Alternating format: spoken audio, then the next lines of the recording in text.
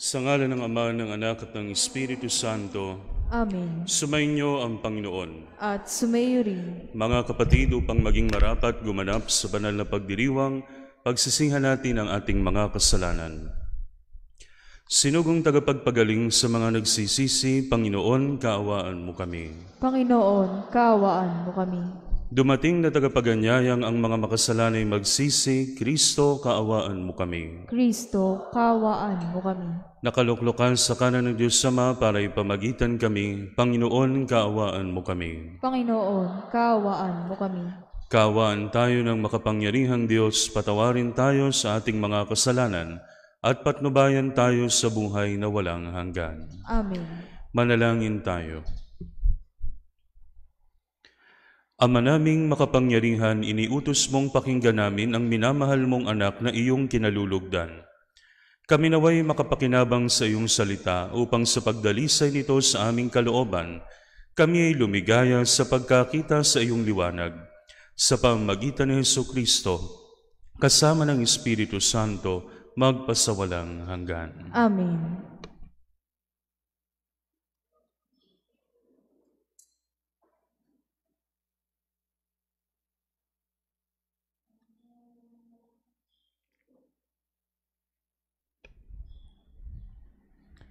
Ang salita ng Diyos mula sa aklat ng Henesis. Noong mga araw na iyon, sinabi ng Panginoon kay Abram, "Lisanin mo ang iyong bayan, ang tahanan ng iyong ama at mga kamag-anak, at pumunta ka sa bayang ituturo ko sa iyo. Pararamihin ko ang iyong mga anak at apo, at gagawin kong isang malaking bansa. Pagpapalain kita at mababantog ang iyong pangalan at magiging pagpapala sa marami. Ang sayo'y magpapala ay aking pagpapalain, ngunit kapag sinumpa ka, sila'y aking susumpain. Ang lahat ng mga bansa, pihong ako'y hihimukin, na tulad mong pinagpala, sila ay pagpapalain din." Sumunod nga si Abram sa utos ng Panginoon. Ang salita ng Diyos. Salamat sa Diyos. Poon pag-asa ka namin, pag-ibig mo'y aming hiling. Poon pag-asa ka namin, pag-ibig mo'y aming hiling. Panginooy tapat sa kanyang salita, at maaasahan ang kanyang ginawa. Minamahal niya ang gawang matapat, ang pag-ibig niya sa mundo'y laganap. Poon pag-asa ka sa amin, pag-ibig mo'y aming hiling. Ang may takot sa Diyos at nagtitiwala sa kanyang pag-ibig ay kinakalinga. Hindi babayaang sila ay mamatay, kahit magtagutom, sila'y binubuhay. Poon pag-asa ka namin, pag-ibig mo'y aming hiling. Ang ating pag-asa'y nasa Panginoon. Siya ang sanggalang natin at katulong. Ipagkaloob mo na aming makamit, o poon ng iyong wagas na pag-ibig, yamang ang pag-asa'y sa'yo'y nasasalig. Poon pag-asa ka namin, pag-ibig mo'y aming hiling.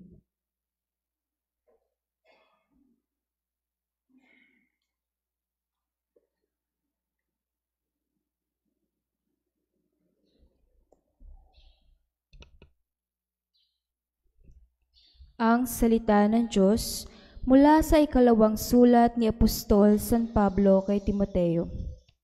Pinakamamahal kong kapatid, makihati ka sa kahirapan dahil sa mabuting balita. Sa tulong ng Diyos na nagligtas at tumawag sa atin upang tayo'y maging kanyang bayan. Ito'y ginawa niya sa pamamagitan ni Kristo Jesus, hindi dahil sa ating mga gawa, kundi ayon sa kanyang layunin at kagandahang loob na inilaan sa atin bago pa magsimula ang panahon. Ngunit nahayag lamang ito nang dumating si Kristo Jesus na ating tagapagligtas. Nilupig niya ang kamatayan at hiniyag ang buhay na walang hanggan sa pamamagitan ng mabuting balita. Ang salita ng Diyos. Salamat sa Diyos.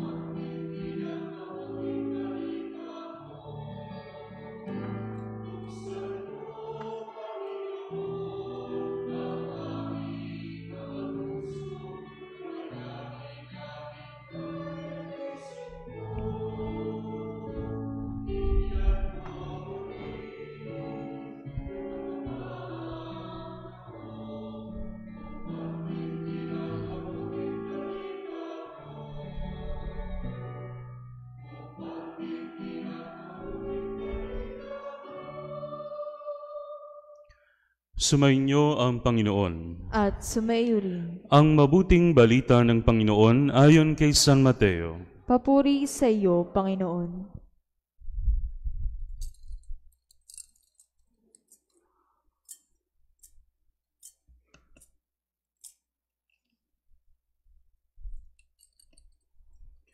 Noong panahong iyon, isinama ni Jesus si Pedro at ang magkapatid na Santiago at Juan, at sila'y umakyat sa isang mataas sa bundok. Samantalang sila'y naroon, nakita nilang nagbagong anyo si Jesus. Nagliwanag na parang araw ang kanyang mukha, at pumuting parang busilak ang kanyang damit. Nakita na lamang at sukat ng 3 alagad sina Moises at Elias na nakikipag-usap kay Jesus. Kaya't sinabi ni Pedro kay Jesus, Panginoon, mabuti pa'y dumito na tayo. Kung ibig ninyo, gagawa ako ng 3 kubol. Isa sa inyo, isa kay Moises, at isa kay Elias. Nagsasalita pa siya nang liliman sila ng isang maningning na ulap, at mula rito'y may isang tinig na nagsabi, Ito ang minamahal kong anak na lubos kong kinalulugdan. Pakinggan niyo siya. Ang mga alagad ay natakot ng gayon na lamang nang marinig nila ang tinig, ngunit nilapitan sila ni Jesus at hinipo. Tumindig kayo, sabi niya, huwag kayong matakot. At nang tumingin sila ay wala silang nakita kung hindi si Jesus.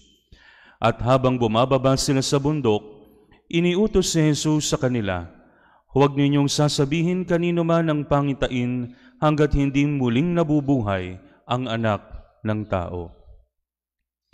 Ang mabuting balita ng Panginoon. Pinupuri ka namin, Panginoong Hesukristo.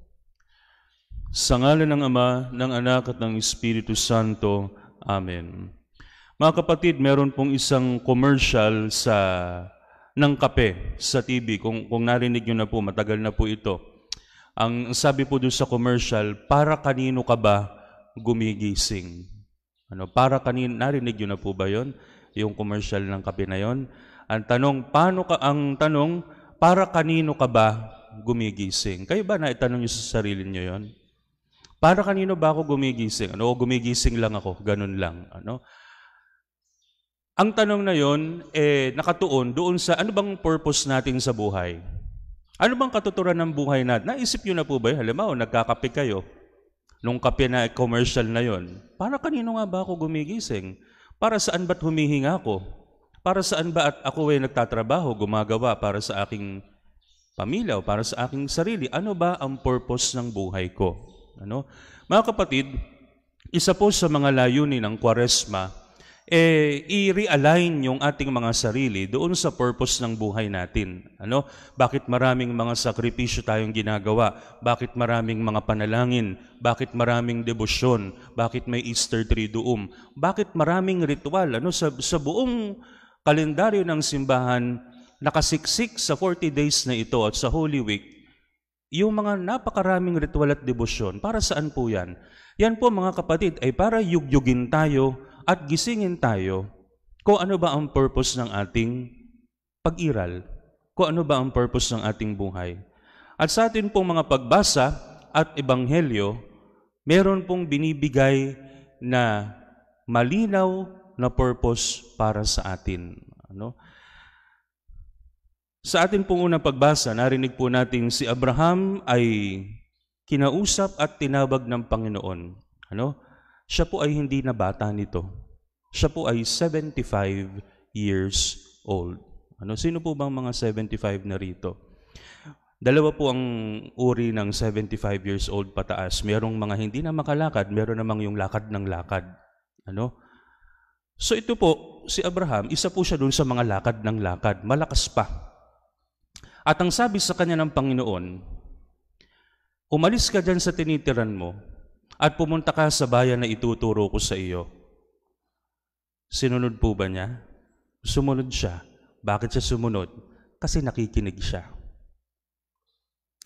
At simula po roon mga kapatid, nagsimula na tuloy-tuloy yung misyon na ibinigay sa kanya ng Diyos. Sinabi sa kanya, kapag ka sinunod mo yung aking iniuutos, ikaw ay magkakaroon ng anak na sindami ng mga bituin sa langit. Natupad po ba yon sa kanyang lifetime? Hindi. Pero pinagkalooban siya ng isang anak after 25 years nung sumunod siya sa Panginoon. 75 plus 25. 100. Nagkaroon po siya ng anak at 100 years old. Pagkatapos po, hindi pa rin doon natatapos yung kanyang misyon sa Panginoon. Meron pa pong ipinagawa sa kanya ang Panginoon hanggang sa siya po ay tawagin na at the age of more than 200 years old. Gusto niyo bang mabuhay ng more than 200 years old? Sinasabi po na yung nung araw, ang mga tao ay nabubuhay ng ganong kahaba. So mga kapatid, merong purpose si Abraham.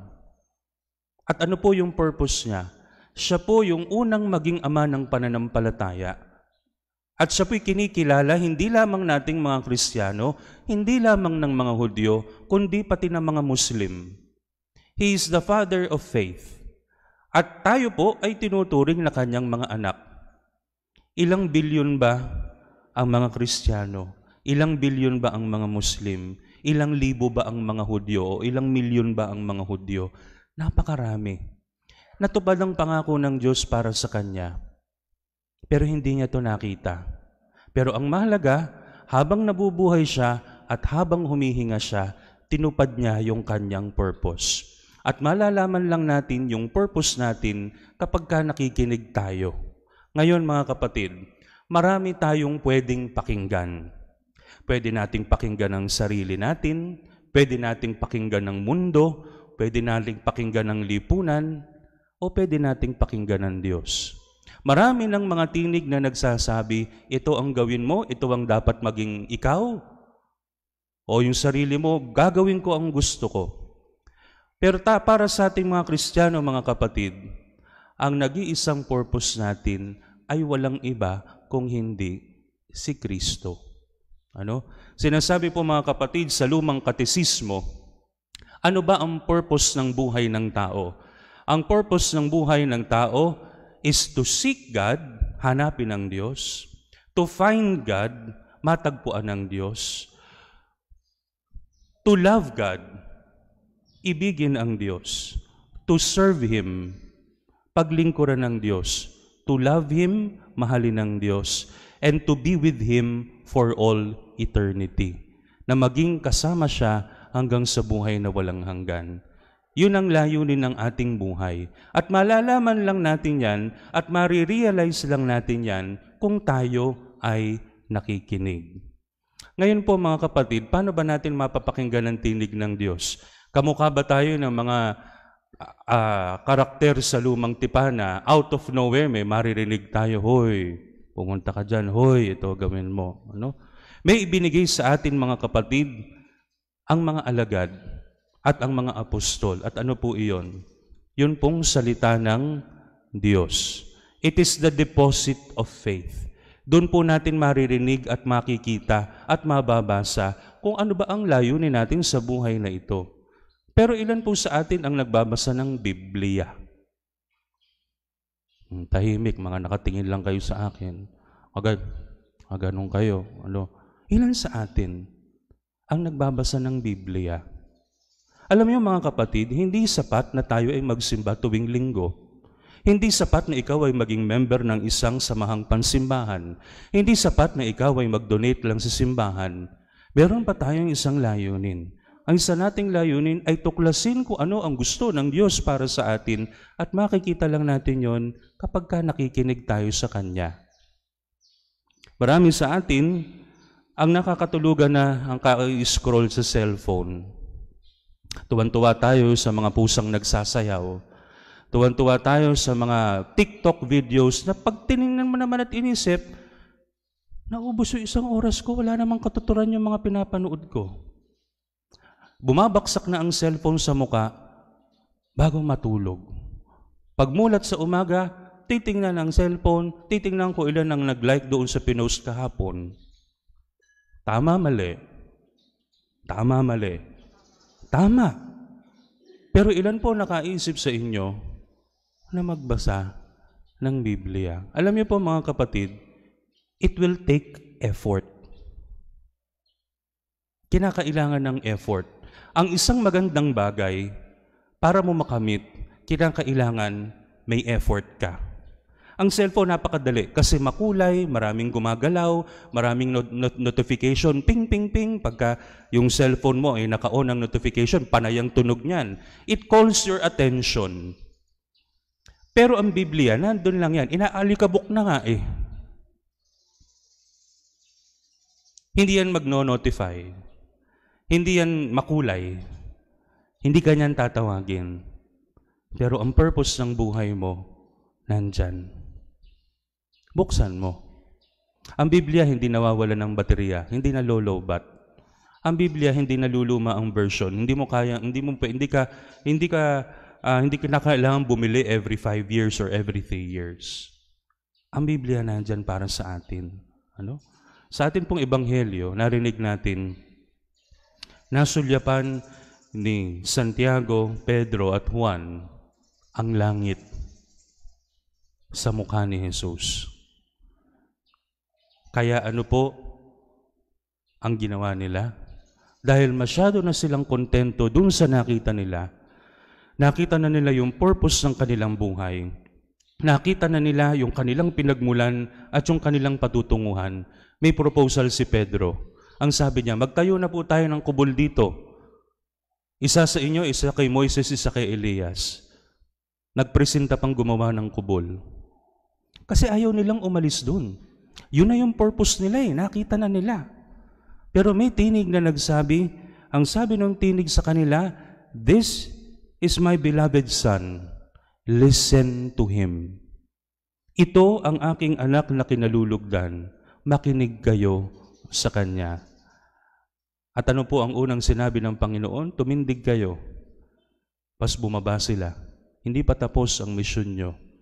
Bagamat nakita nyo at nasulyapan ng langit, hindi pa tapos ang dapat ninyong gawin. Ganon din po sa atin mga kapatid. Hanggat tayo ay humihinga, hanggat tayo ay may buhay, hindi pa natatapos ang ating misyon. Walang retirement para sa isang Kristiyano. Mapabata ka man, mapa-senior ka man, mapa-geriatric ka man na 90 years old, hindi natatapos ang ating buhay at misyon kay Kristo. Pero malalaman lang natin ang purpose na yan kapag tayo ay nakikinig. Sa atin pong ikalawang linggo sa panahon ng Kwaresma, mga kapatid, pagsikapan po nating i-filter yung mga bagay na naririnig natin na hindi sa Diyos. Marami po tayong maririnig na mga bagay na taliwas sa ating pananampalataya. Marami tayong tinig na magsasabi sa atin, dapat maging ganyan ka, dapat gawin mo yan, dapat yan ang pangarapin mo sa buhay. Pero para sa ating mga kapatid, ang dapat nag-iisang pangarap lang natin ay si Jesus at yung makarating sa langit. Ang tanong po, pinagsisikapan ba nating mangyari yun sa ating buhay ngayon? Mga kapatid, ginigising po tayo ng ating pananampalataya. Ginigising tayo ng mga pagbasa. Hoy, gumising ka. Ano na bang ginagawa mo sa buhay? At this day and age, at your age, ano na bang naging contribution mo sa paghahari ng Diyos? Hindi mahalaga yung contribution mo sa mundo. Ang contribution mo sa mundo ay dadaan at lilipas. Maraming papalit sa atin at maraming papalit na henerasyon. Pero ang tanong, may nagawa ka na ba para maipalaganap ang paghahari ng Diyos sa iyong buhay muna at sa buhay ng iba? Ito po ang ating pagnilayan sa linggong ito. Sa ngalan ng Ama, ng Anak at ng Espiritu Santo. Amen.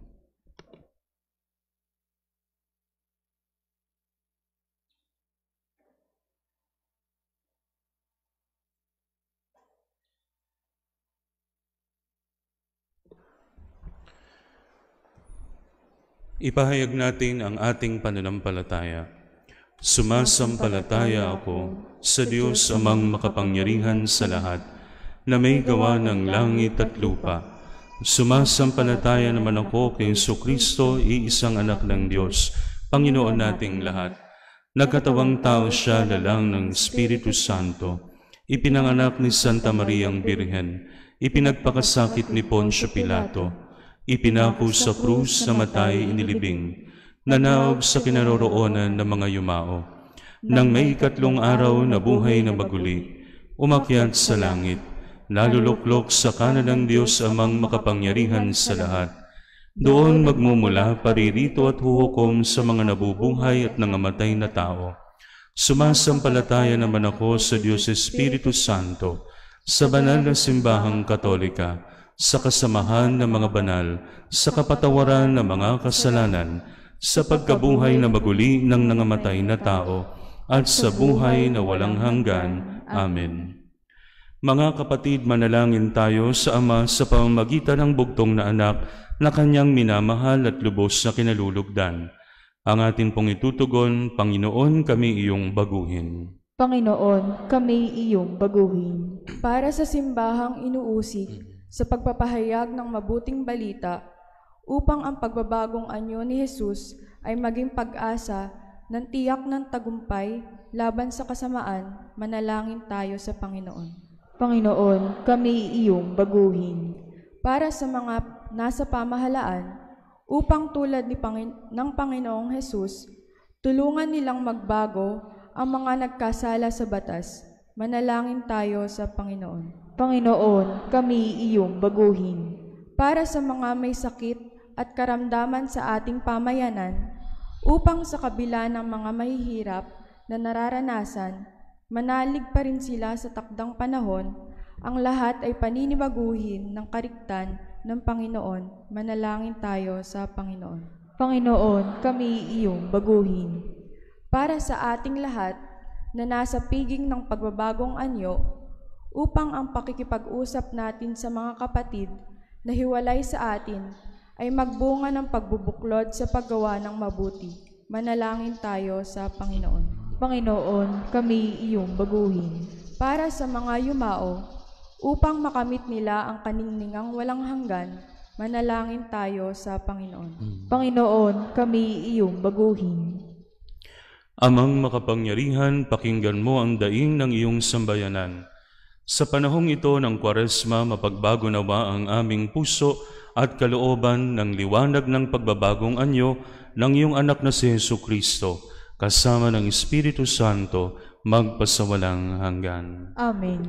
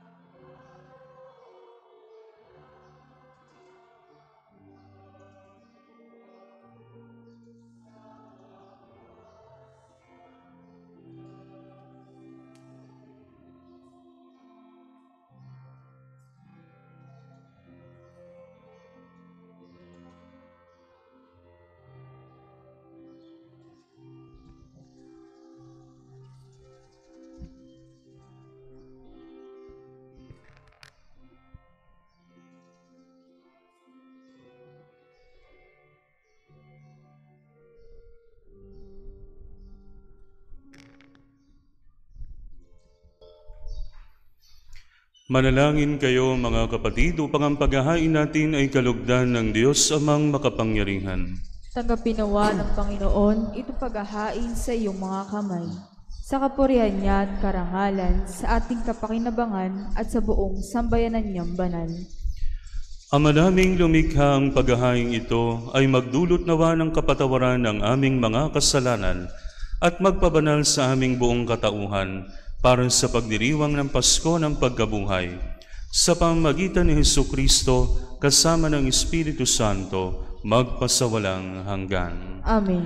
Sumainyo ang Panginoon. At sumayo rin, Itaas sa Diyos ang inyong puso at diwa. itinaasan namin sa Panginoon.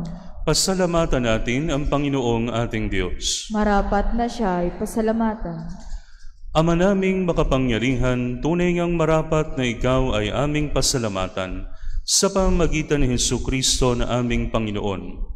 Nang maipagtapat niya sa mga alagad na siya'y laang mamatay para sa lahat, sa kanila'y kanyang ipinamalas ang kanyang sariling puspos ng liwanag.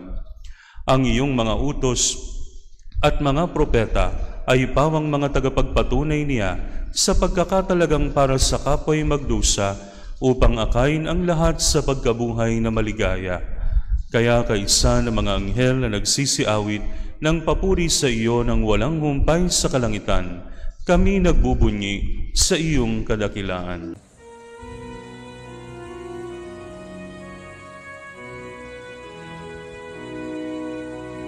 Santo, Santo, Santo, Panginoong Diyos ng mga hukbo, napupuno ang langit at lupa ng kadakilan mo. Hosana, Hosana sa kaitaasan, pinagpalang na paririto sa ngalan ng Panginoon.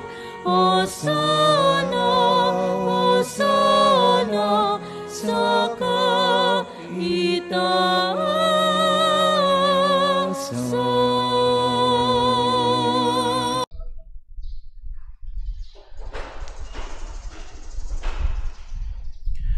Ama naming banal, ikaw ang bukal ng tanang kabanalan. Kaya sa pamamagitan ng iyong Espiritu, gawin mong banal ang mga kaloob na ito, upang para sa aming maging katawan at dugo ng aming Panginoong Hesukristo. Bago niya pinagtiis ang kusang loob na maging handog, hinawakan niya ang tinapay, pinasalamatan kanya, pinaghati-hati niya iyon, iniabot sa kanyang mga alagad at sinabi, "Tanggapin ninyong lahat ito at kanin. Ito ang aking katawan na ihahandog para sa inyo."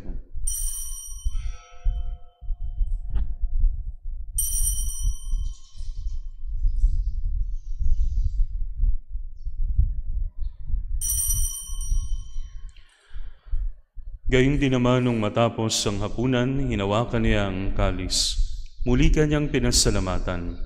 Iniabot niya ang kalis sa kanyang mga alagad at sinabi, "Tanggapin ninyong lahat ito at inumin. Ito ang kalis ng aking dugo, ng bago at walang hanggang tipan. Ang aking dugo na ibubuhos para sa inyo at para sa lahat, sa ikapagpapatawad ng mga kasalanan. Gawin ninyo ito sa pag-alala sa akin."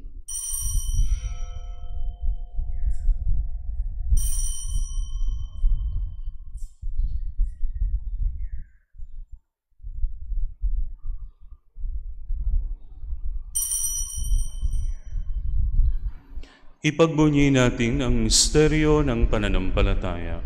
Si Kristo'y namatay, si Kristo'y nabuhay, si Kristo'y babalik sa wakas ng panahon. Ama, ginagawa namin ngayon ang pag-alala sa pagkamatay at muling pagkabuhay ng iyong anak. Kaya tiniaalay namin sa iyo ang tinapay na nagbibigay buhay at ang kalis na nagkakaloob ng kaligtasan. Kami nagpapasalamat dahil kami iyong minarapat na tumayo sa harap mo para maglingkod sa iyo. Isinasamo namin kaming magsasalo-salo sa katawan at dugo ni Kristo ay mabuklod sa pagkakaisa sa pamamagitan ng Espiritu Santo. Ama, lingapin mo ang iyong simbahang laganap sa buong daigdig. Puspusin mo kami sa pag-ibig kay ni Francisco na aming Papa, ni Dennis na aming Obispo at ng Tanang Kaparian. Alalahanin mo rin ang mga kapatid naming nahimlay nang may pag-asang sila'y muling mabubuhay, gayon din ang lahat ng mga pumanaw. Kaawaan mo sila at patuloyin sa iyong kaliwanagan. Kaawaan mo at paging dapatin kaming lahat na makasalo sa iyong buhay na walang wakas, kaysa ng mahal na Birheng Maria na Ina ng Diyos, kaysa ni San Jose, kaysa ng mga apostol at lahat ng mga banal na namuhay dito sa daigdig ng kalugod-lugod sa iyo. May pagdiwang nawa namin ang pagpupuri sa ikararangal mo sa pamamagitan ng iyong anak na aming Panginoong Hesukristo. Sa pamamagitan ni Kristo, kasama niya at sa Kanya, ang lahat ng parangal at papuri ay sa iyo, Diyos amang makapangyarihan, kasama ng Espiritu Santo, magpasawalang hanggan. Amen.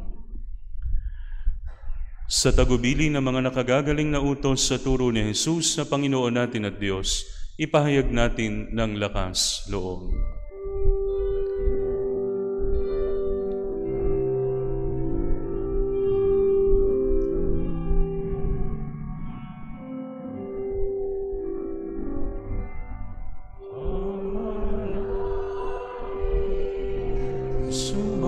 Sumasalangit ka, sambahin ang ngalan mo,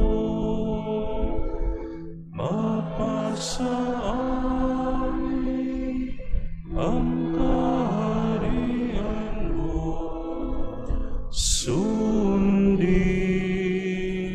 ang loob mo dito sa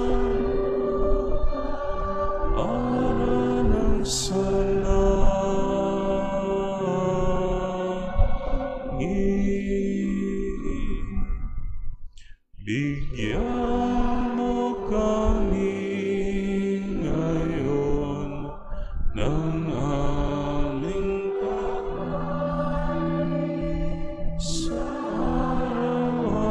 araw-araw at patawarin mo kami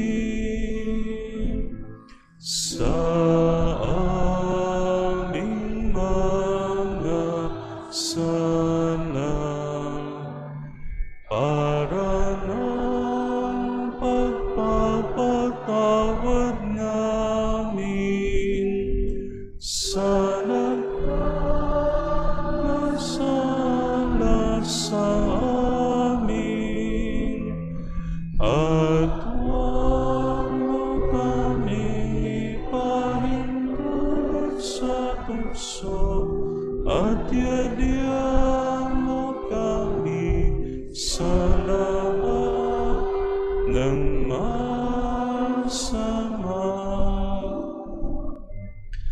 Hinihiling namin kami iadya sa lahat ng masama, pagkalooban ng kapayapaan araw-araw, iligtas sa kasalanan at ilayo sa lahat ng kapahamakan, samantalang aming pinananabikan ang dakilang araw ng pagpapahayag ng tagapagligtas naming si Jesucristo. Sapagkat iyong kaharian, ang kapangyarihan at ang kapurihan magpakailanman. Amen. Panginoong Jesucristo, sinabi mo sa iyong mga apostol, kapayapaan ang iniiwan ko sa inyo. Ang aking kapayapaan ang ibinibigay ko sa inyo. Tunghayan mo ang aming pananampalataya at huwag ang aming mga pagkakasala. Pagkalooban mo kami ng kapayapaan at pagkakaisa ayon sa iyong kalooban, kasama ng Espiritu Santo, magpasawalang hanggan. Amen. Ang kapayapaan ng Panginoon ay laging sumainyo. At sumayo rin. Magbigayan kayo ng kapayapaan sa isa't isa.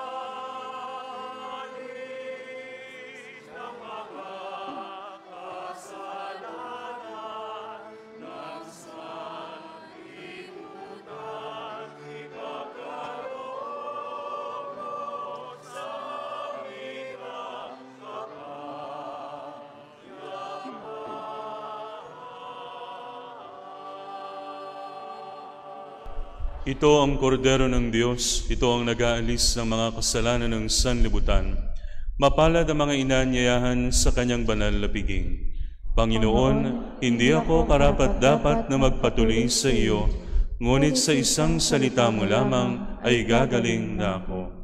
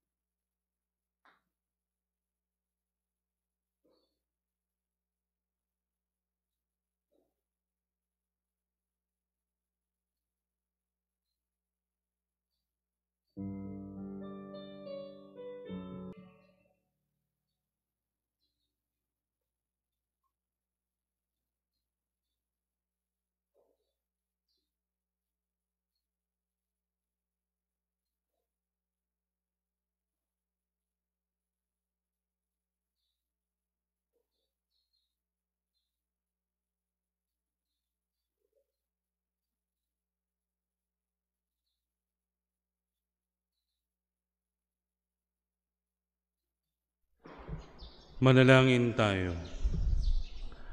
Ama naming mapagmahal, kaming pinapakinabang mo sa dakilang pagliliwanag sa bagong anyo ng iyong anak, ay tumatanaw ng utang na loob sa iyo, sapagkat kahit ngayon pa man sa lupang ibabaw, pinapagsalo mo na kami sa karikta ng kalangitan, sa pamamagitan ni Hesukristo kasama ng Espiritu Santo, magpasawalang hanggan. Amen. Sumainyo ang Panginoon At sumaiyo rin. at pagpalain kayo ng makapangyarihang Diyos Ama, Anak at Espiritu Santo. Amen. Humayo kayong taglay ang kapayapaan ni Kristo. Salamat sa Diyos.